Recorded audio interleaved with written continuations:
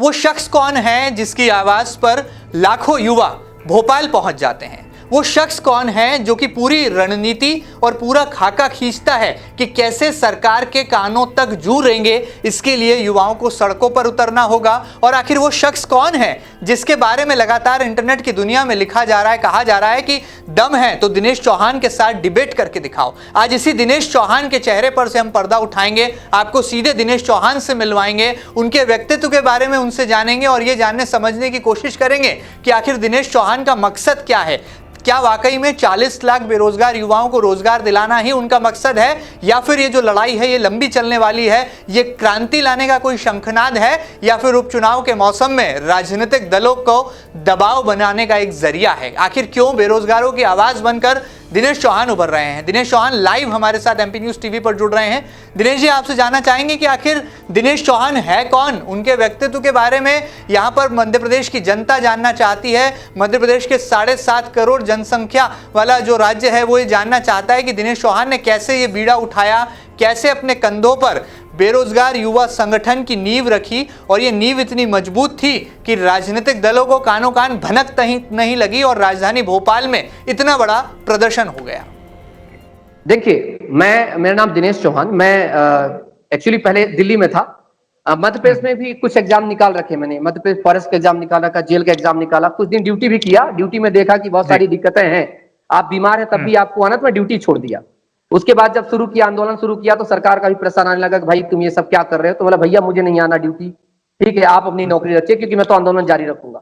ये तो छोटी सी बात है, यहाँ से मुझे लोग जानने शुरू। इसके पहले मेरा बैकग्राउंड, चूंकि मैं दिल्ली यूनिवर्सिटी से पढ़ा हूँ, वहां मैंने छात्र राजनीति में रहा हूं। मैं हमेशा युवाओं की मांग उठाता रहा हूं, समाज की मांग उठा रहा हूं। अन्ना हजारे के आंदोलन में रहा, आम आदमी पार्टी जैसी बड़ी पार्टी हमने खड़ी की है। हमने जब आपने सुना होगा निर्भया का जब गैंगरेप केस था तो उस समय हमने लाठियां खाई हैं, संसद का घेराव किया हमने। तो हमारे अंदर पहले से उबाल था, क्योंकि जब मैं 2019 में एमपी आया तो मैं यहाँ देखा, जब मुझे बच्चों ने कहा कि सर यहाँ भर्ती नहीं आ रही, मतलब क्यों नहीं आ रही? बोले यहाँ भर्तियां सरकार पर निर्भर करती, मतलब एक कौन सी सरकार है जो इसके पर निर्भर करती है? Public, they are public servant, you are public, so definitely they have to serve for you. क्योंकि आप कौन है? आप लोग राजा हैं, वो आपके नौकर हैं, और नौकर को ये बताना चाहिए कि भैया आप बताइए जनसेवक, आपको पता होना चाहिए हर 5 साल में आपके सामने हाथ जोड़ते हैं और क्या कहते हैं, जनता जनार्दन, जो जनादेश देगी वही हम करेंगे। तो आज तुम खड़े हो जाओ। बच्चों ने कहा सर एफआईआर हो जाती है, जेल जाएंगे, हमें डर लगता है। क्योंकि हम तो थे बचपन से डेयरिंग, क्योंकि खोने का कुछ है नहीं एक जान के सिवा। एक गरीब परिवार से हूं आर्थिक तौर पर मानसिक संपन्नता मेरे और मेरे पिताजी में 1 नंबर की है। और मेरे दादाजी को जो पिताजी थे उन्होंने स्वतंत्रता संग्राम में लड़ाई भी लड़ी थी। तो हम लोग तो वो लोग हैं, हम तो सीधे कहते हैं आप हमारी गोली मार दो, हमें जान से मार दो, हमें कोई दिक्कत नहीं है, पर हम न्याय के लिए लड़ेंगे, लड़ते थे और लड़ते रहेंगे। और अगर इस प्रदेश के युवाओं के लिए एक एक कतरा देना पड़े दिनेश चौहान को दे देगा, लेकिन आप उनको रोजगार दो। जात पात में मत बांटो, बीजेपी कांग्रेस में मत बांटो, क्योंकि बीजेपी का जो झंडा लेके चल रहा है उसमें भी बेरोजगार है, जो कांग्रेस का झंडा लेके चल रहा है वो भी बेरोजगार है, एनएसवाई इतना बड़ा संगठन उसमें भी बेरोजगार है, एबीपी में वो भी बेरोजगार है। क्योंकि मैं छात्र नीचे से निकला व्यक्ति हूं, मुझे पता है कितनी महत्वपूर्ण होती है उसके लिए नौकरियां।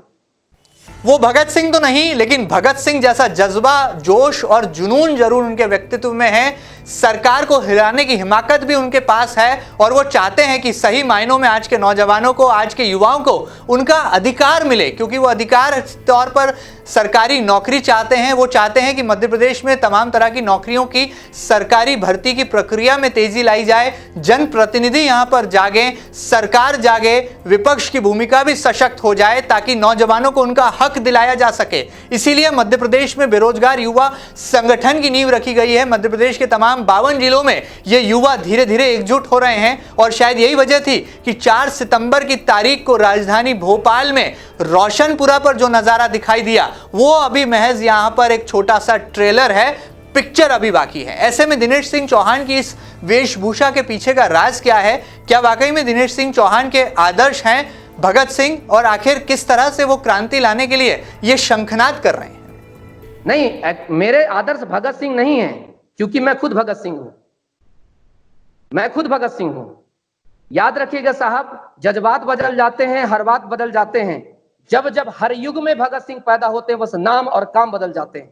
मैं भगत सिंह ही हूं। आज के इस बेरोजगारी के रूप में जो ये महामारी चल रही है, जो बेरोजगारी का अत्याचार जो चल रहा है उससे लड़ने वाला मैं भगत सिंह हूँ, बस नाम बदल चुका है दिनेश सिंह चौहान, और वो चलता रहेगा साहब, इसकी बिल्कुल भी टेंशन नहीं है। साथ ही साथ बता देना चाहता हूं आपके माध्यम से पूरे रोज बेरोजगार युवाओं को कि आपका भाई आपके लिए खड़ा है। अभी तो मुझे सिर्फ जेल भेजा गया है, सूली पे भी चढ़ा देंगे तो कोई गम नहीं है इस प्रदेश के युवाओं के लिए।